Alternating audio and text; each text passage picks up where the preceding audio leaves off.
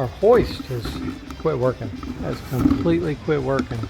Suddenly, it's just not pumping anymore. I can let it down, but I can't go up any higher. I have a crazy idea.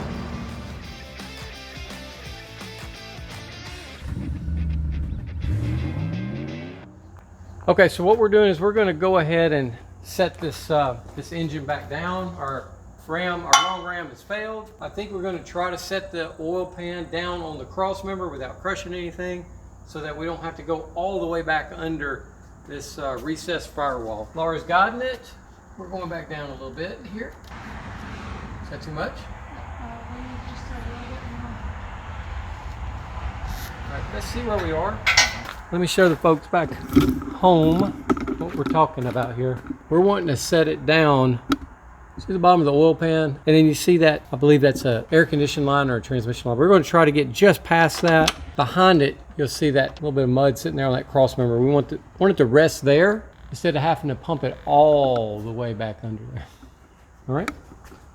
So that's what we're trying to do. Drama, frustration, Laura dealing with her silly dad.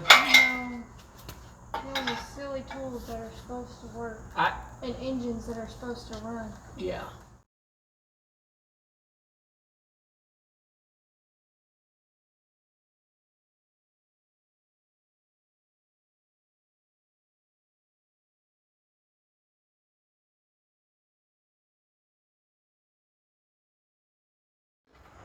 There's just 2 bolts to get this whole crane off, so I need to try to do that. And then we'll make some decisions, but this engine's potentially sitting on something, tearing it up, that we were trying not to tear up. So, yeah, I know. You can't write this as good. Thank you for your help. Get some food. I got 1 more bolt. I'll be up there shortly.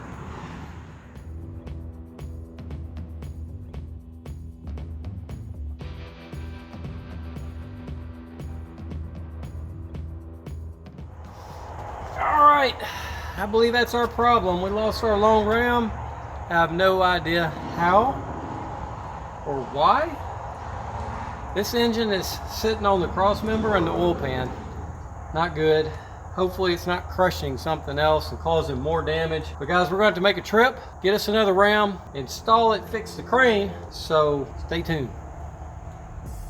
Okay, so what we've done is we have probably grossly overestimated our crane jack here, but I have gone and bought a new cylinder for this cherry picker. It's an 8-ton cylinder. Bolts right in. That's good news for this old crane, but like I said, I'm probably never. It's a 2-ton crane. I got an 8-ton jack. Probably should have backed off a little bit on that, but we got the problem of sliding the cherry picker out past the concrete. And so what we've done is we've put this steel plate down and we've cut out the gravel to allow for the thickness of the plate, which would be under the wheels, and then we set the plywood down so that we have somewhat of a seamless roll, because those little steel wheels, I mean, the smallest pebble will stop them, and when you have an engine raised up really high, you have an improper weight balance situation, you could really have a catastrophe here. So what we're wanting to do is be able to roll that straight back, and I think it's going to work.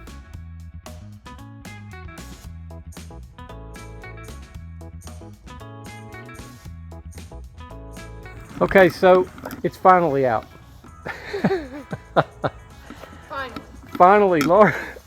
Now look, I got other work to do, right? Yep. We both have other work to do. We've cranked out, what, 3 vehicles to the lot this week. It's a small business. We wear a lot of hats. But we started on this a week ago yesterday. Yep, Friday. So we are 8 days and just now pulling the motor. And I'm trying to keep that air conditioning system unbroken. Yeah, currently we think it's still intact. Oh yeah, everything looks great. So when we had to set the motor back down, we were setting it down betwixt these boards and then on the cross member. And we weren't sure if that, right there. that AC compressor was taking that weight. Of course, over here you've got the brake system, and we wanted to keep it closed as well. So there's a lot that just couldn't come out. Hey, it is what it is, right? But yeah. the motor's out. If you haven't heard me say it before, we bought it with a miss in cylinder 3, and I think we have shared the video footage of our friend Shane coming out. He's done some motor swaps for us before, right here. Look. And he helped us confirm with the borescope that we have a drop valve in cylinder 3. That's it. And metal. Look at that push rod sitting right there.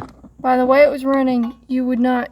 Isn't that the amazing thing? You look, if this was an old school motor and you had cylinder 3 miss, you would at least have smoke from all the oil that's in that cylinder. But because of the, and when I say advanced, guys, I'm talking about in the last 30 years, okay? So bear with me, patience here. This is my perspective. But from my perspective, the catalytic converters, the extra heat that's applied for recirculation of exhaust gases, all that was burning off any signs at the tailpipe of a problem. So when I looked at video footage of buying this truck, and I listened to the amp recordings of buying this truck while it was idling and even revving up without a load under it, hey, it looked and sounded great. I'm not really complaining. I bought it as is. These motors, the tolerances are so tight that we can't drop the head and fix this and put this motor back in. This is a, what? I need your help. Oh, all right. I can't break these bolts without somebody holding it. I'm going to quit yammering and get to removing this oil pan. So if you're wondering, we're removing the oil pan on this one. It has a unique sensor on the side that the other engine didn't. The other engine's newer by a couple of years. So we're going to replace the oil pan for that reason, and because the oil pan was damaged in storage from our vendor that we bought the motor from. So that oil pan is getting replaced with this one. So this truck will have its original oil pan. What we're doing here is helping this truck. It's getting a motor with 20,000 less miles. It'd be nice to put a new Jasper in it, but you know, we can't afford that, and it's not available last I heard. So I'm curious what your comments are. Put them down there below. What would you do in our circumstance? Would you wait a few months and pay double the price for a new Jasper motor and then try to move the truck that way? I will tell you that option is very desirable to me because I want to make these vehicles better than we found them. But my opinion is, since we're not the owners of this truck that are going to keep it, it's only worth what the market's willing to pay. And the market's not willing to pay, to our knowledge, for a brand new rebuilt motor. Yeah, we can't take that chance. No, we don't have the ability to do that. And while this isn't a tutorial, let me refer you to a good one. We don't have to do a tutorial when Maculuco's done such a good job with his. So check that one out. We had to move fast on this truck, so we're doing it ourselves, so here we are. Big shout out to Shane and Ford Tech Maculuco. Thanks for the help. You good? Yep. You ready to take it down? No. Oh, you took it down. We're gonna put this motor on the crate that it came from. We bought this one from Raceway. Okay, I think we're ready to go down. Get down. All right. Slow she goes.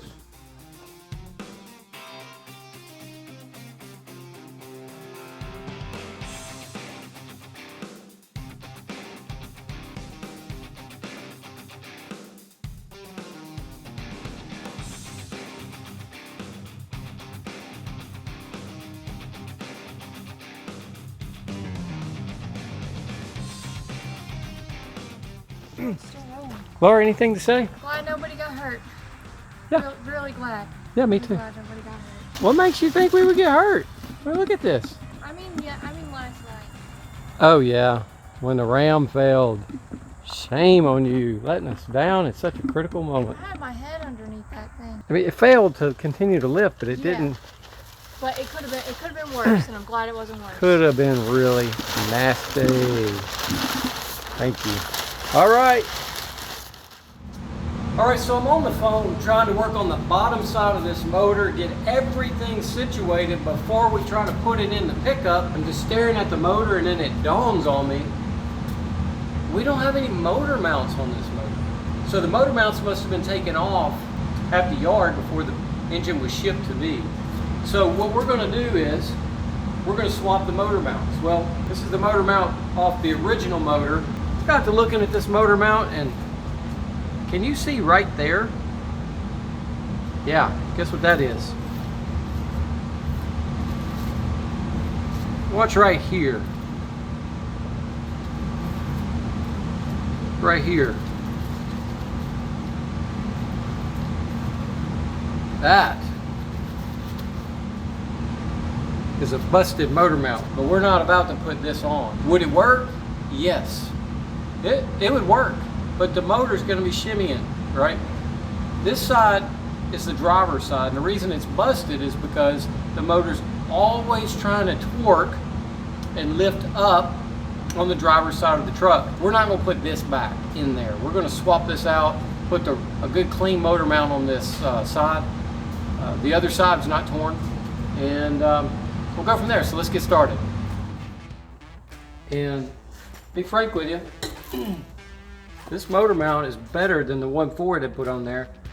That doesn't always happen with Duralast, but this thing looks really good. Pretty excited about putting it on the truck. So let's do it.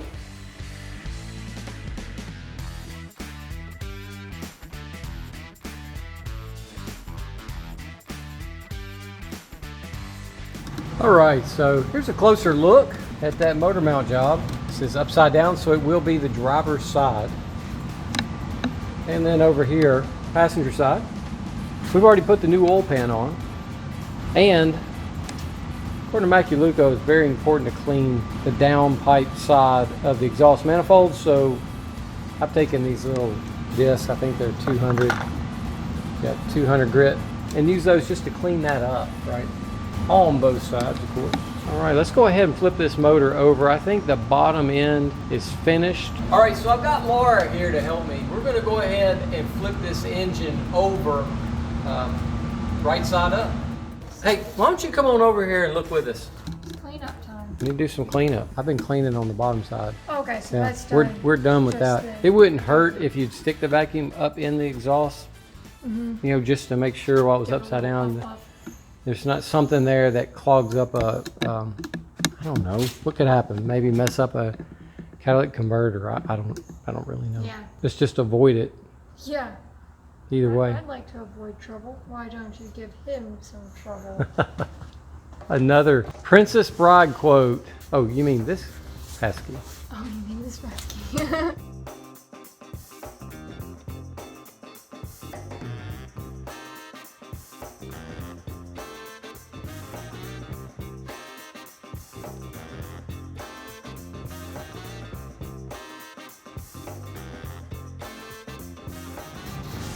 Cleaning up pretty good. Yeah. Okay, well, while I'm bored holding this camera, in the comments, tell me what movie did I just quote? I'll be jiggered. What's the name of the movie, or who is it that's saying, or what's the movie about? What's the era? If you know, put in the comment No, below. I don't think I know that one. Come on. I know. Who he knows? He Yeah. knows. Man, now that you don't know, I'm so tempted to say it. Well, you can just tell me. Yeah, but I'm filming. Well, not all of this is gonna end up in the video. It's true. Oh, that's what it's from? That's why I don't know. I don't like that movie. Naysayers. Naysayer. What do naysayers say? Nay. Nay. I didn't see that coming. Somehow. You set yourself up for it. Very well done. These look great. Thank you for doing them. And I believe that will do it for us this evening.